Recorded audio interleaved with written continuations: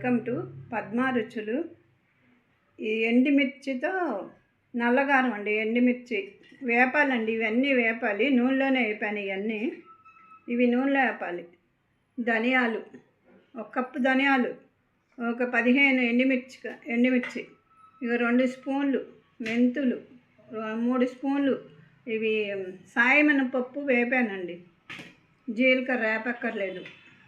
చింతపండు, నిమ్మకాయ సైజు చింతపండు, ఒక 7-8 రబ్బలు వెల్లుల్లి, ధనియాలు, సాల్ట్, ఇవన్నీ మిక్సీ వేసి చూపిస్తానండి. ఇవన్నీ వేపేసాను, ఆయిల్లో చూపెట్టేసాను.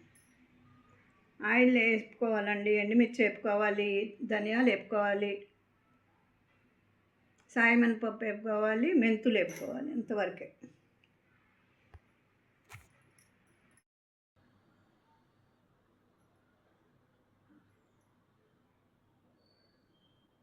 ఇదండి నల్లగారం తయారైపోయింది. ఇందాక ఐటమ్స్ అన్నీ ఇంగ్రీడియంట్స్ చెప్పా కదండి.